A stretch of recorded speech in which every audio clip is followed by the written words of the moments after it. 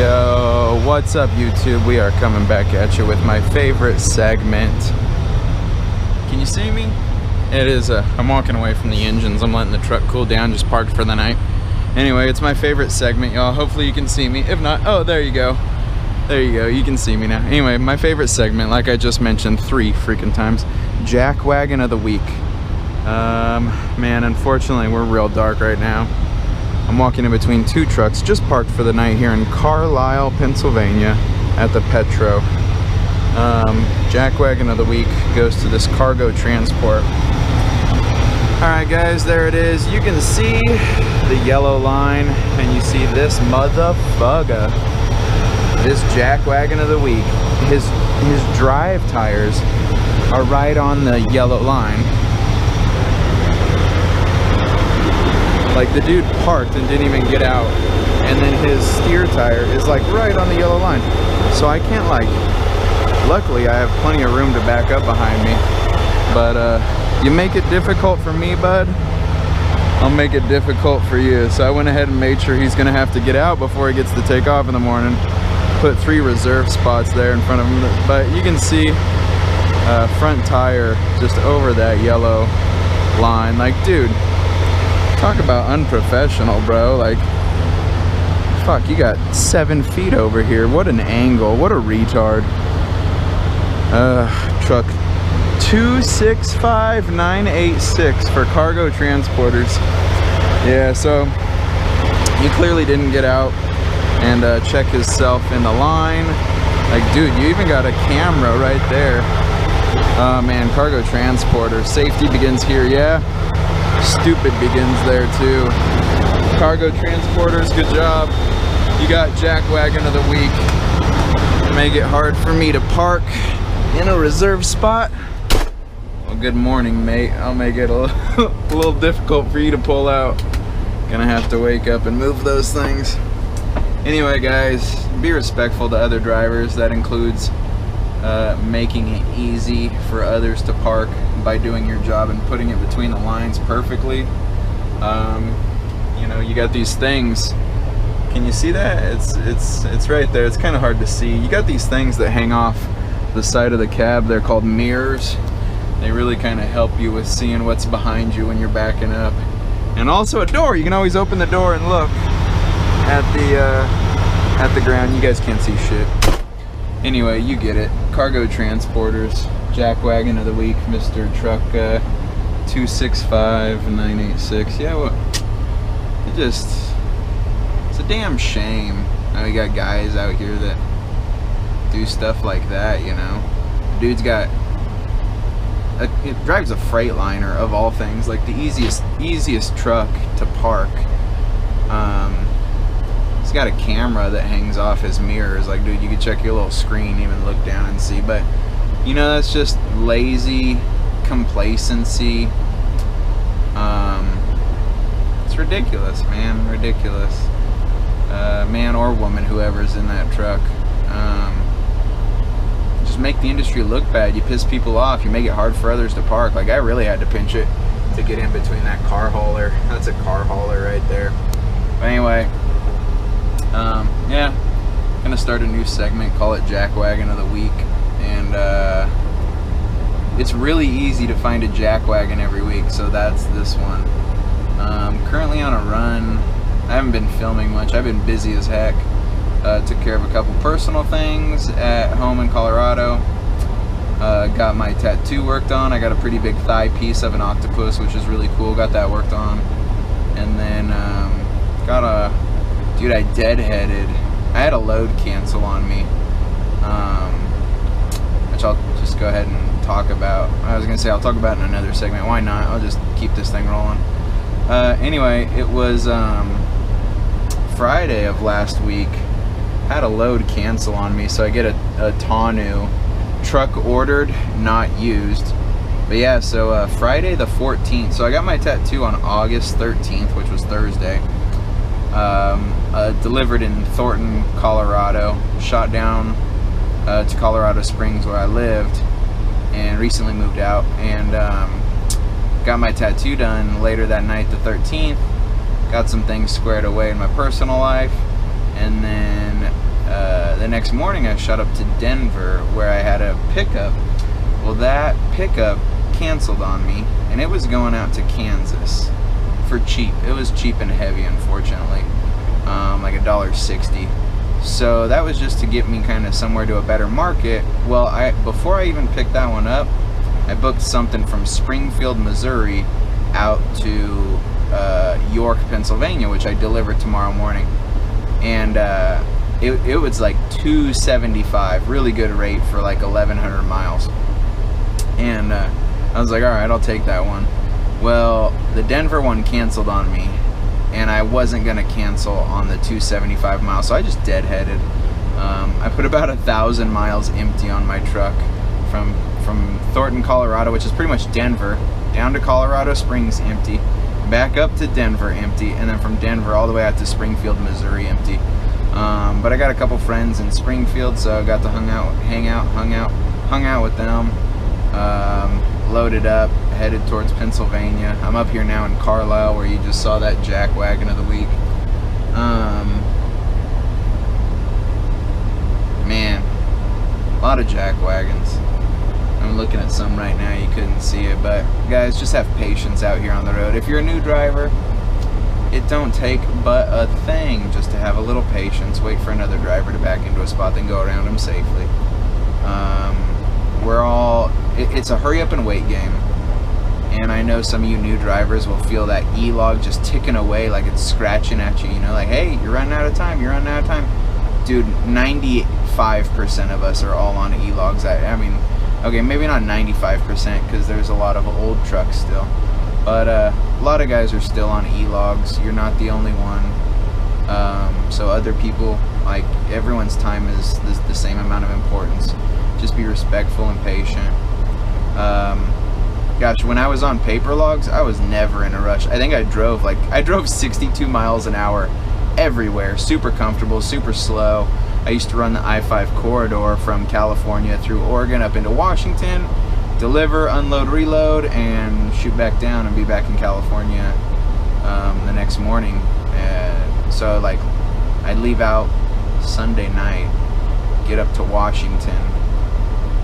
I'd leave Sunday morning through California and Oregon and Washington, and deliver Monday morning in Seattle, and then I'd unload and reload and head straight back, and I would be in Galt, California Tuesday morning.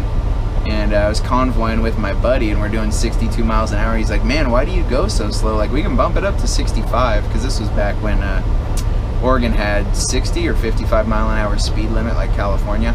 And I was like, hey man, what's the rush? Like, I'd rather go slow and be comfortable and safe than like rush a few miles more and like try and like just be on my toes and pay attention. I was like, dude, we're on paper logs, like, you know, we're bouncing the scales. We used to do all that outlaw shit.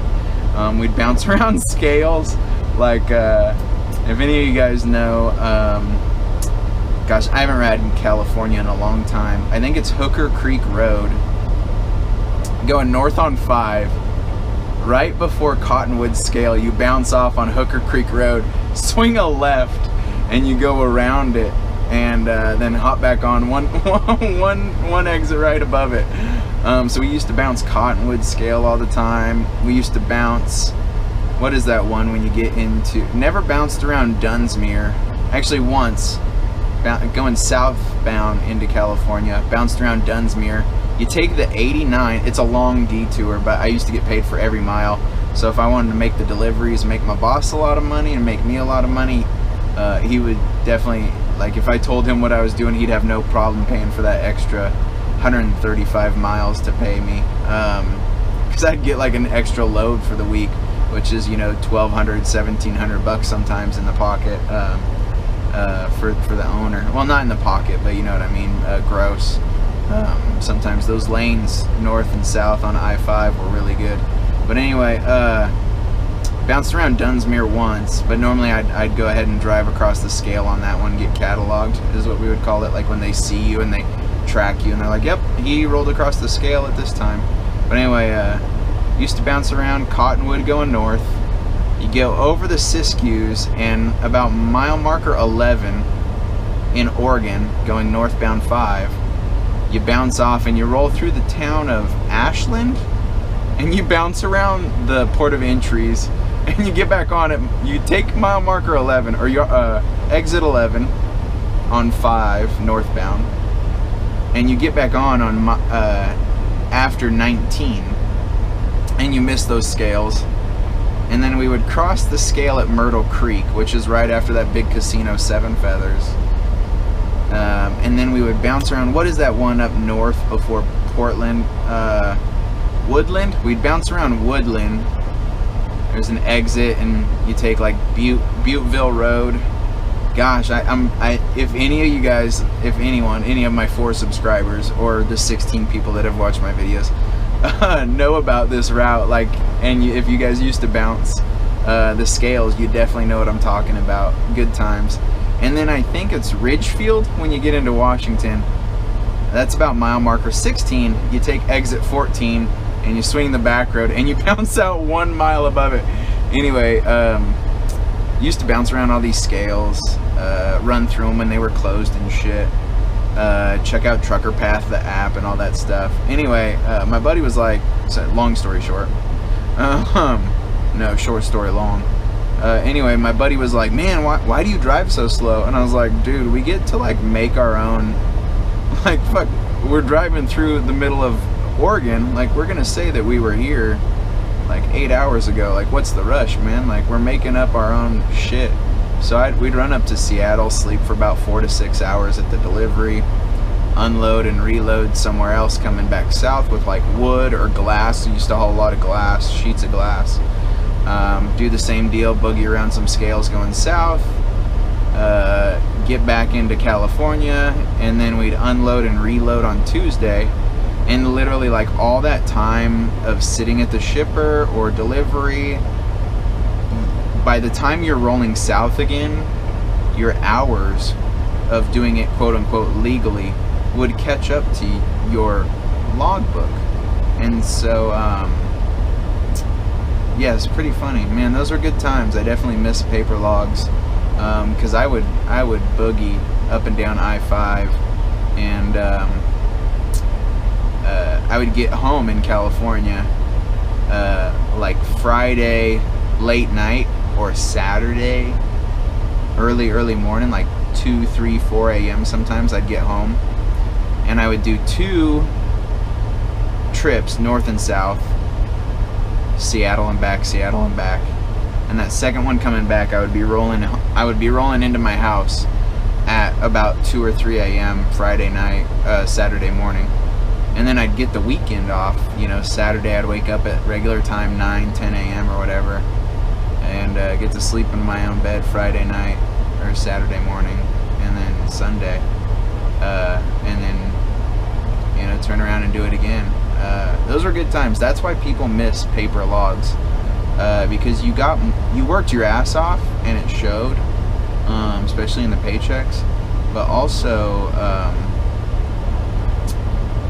you got more home time, like just working your ass off, and you're able to get home. Like, there's been many a times I've had to stop, you know, 150 miles away from home, and it's like, dude, I'm wide awake. I could push that 150 miles no problem, like safely, and it's like 7 p.m. But oh, the logbook says I gotta sleep.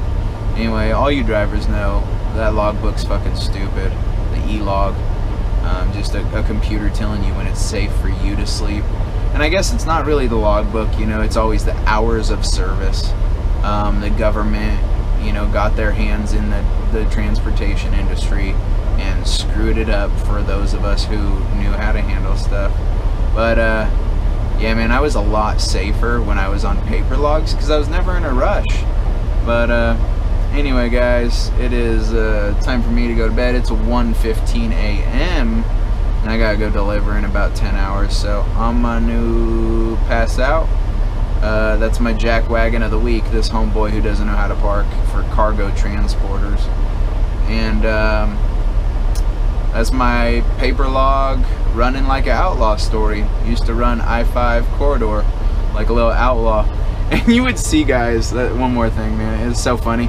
You'd fuel up and you'd have to log when you would fuel up on your paper log, because they could check your fuel receipts and when you cross the scales. So you always wrote down your mileage of in between states, your mileage and the time that you crossed certain scales, and the time and mileage that you fueled up. And you would pretty much jot those down on your logbook and then fill in everything in between to make the math work perfectly. But as you're like fueling up, you'd be like filling out your logbook, and you'd get out and you'd see like someone else walking up, like ripping up their old logbook and throwing it away. And like you've got your logbook, your paper logs in your hand, and you're about to throw them away, and you're like looking at each other and you like laugh and like, yeah buddy, like you'd cross paths with so many people. When you run that same corridor and you see them, you just fucking, you know what's up. You throw the deuces up to them, they know it's up to you. You guys are like family on that corridor, which is really cool. You'd see a lot of the same trucks.